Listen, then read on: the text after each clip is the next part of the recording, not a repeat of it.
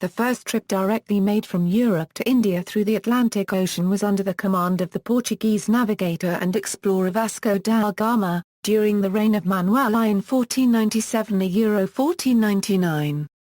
This was one of the most remarkable expeditions of the Age of Discovery.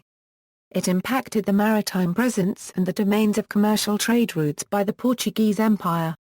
Vasco da Gama, a Portuguese explorer in 1497, was granted an audience with King Manuel where he took an oath and was awarded with a silken banner that displayed the cross of the Order of Christ. Vasco da Gama was not commissioned to conquer new lands during his trip to discover the sea route. He was to seek out Christian kingdoms in the east and secure Portugal access to Asian markets. Vasco da Gama set sail from Lisbon on his conquest. Vasco da Gama's school miscalculated after traveling over 6,000 kilometers. In 93 days he reached Cape of Good Hope and during further travel soon reached the tip of the Indian Ocean. King Manuel had attempted to commission a fleet of ships to voyage around Africa to India. India was a source of spices that were scarce and costly to Europe. Muslim merchants carried spices by caravan across deserts of Arabia to Mediterranean markets. Vasco da Gama found a way to import spices directly bypassing merchants who controlled caravan routes. Manuel believed India was a rich Christian kingdom and he hoped to contact king and negotiate an anti-Muslim alliance. Vasco da Gama was chosen for this task on many reasons, one being his ability to avoid mutiny due to his violent past as a prison torture expert. Throughout this journey he was given 2 new ships and 2 new refurbished ships and food for 3 years.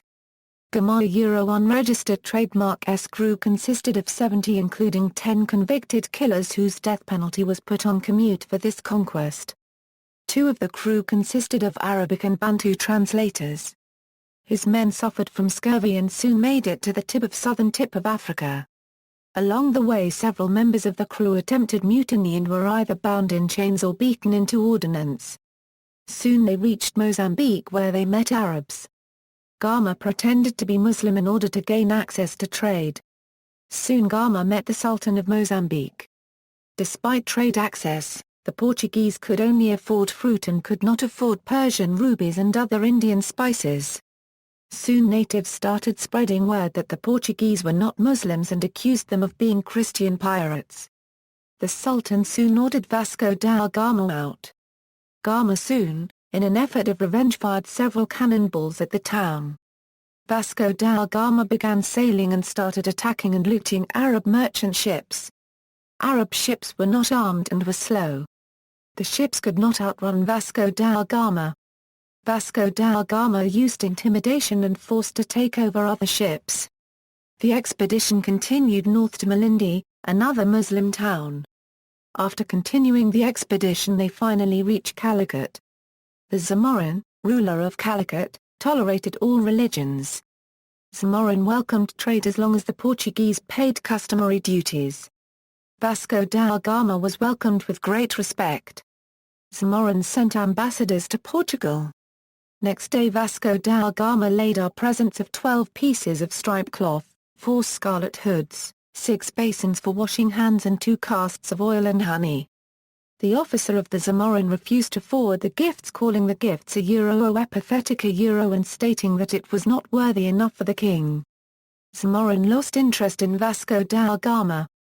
This made Vasco furious as he demanded to see the king unannounced, demanding access to trade.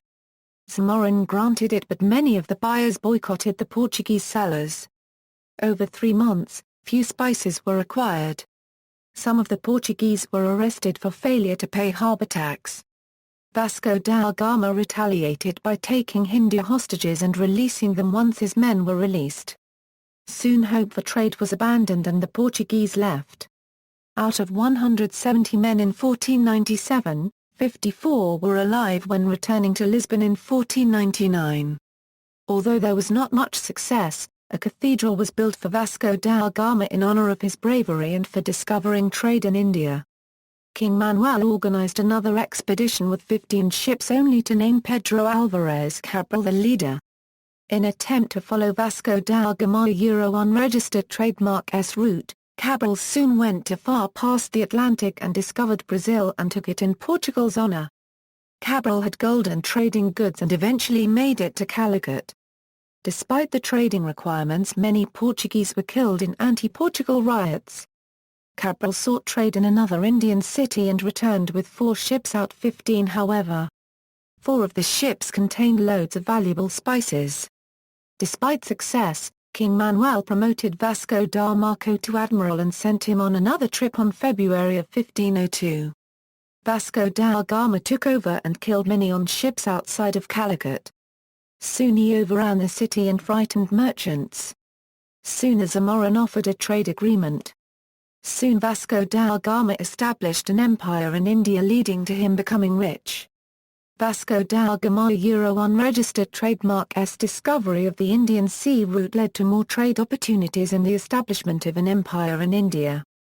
Vasco da Gama was honored for his achievements and took Portugal unregistered trademark's power to new heights. Vasco found India. Holmes, Michael. Vasco da Gama seeks sea route to India. Da Gama HTM. Old News, ND.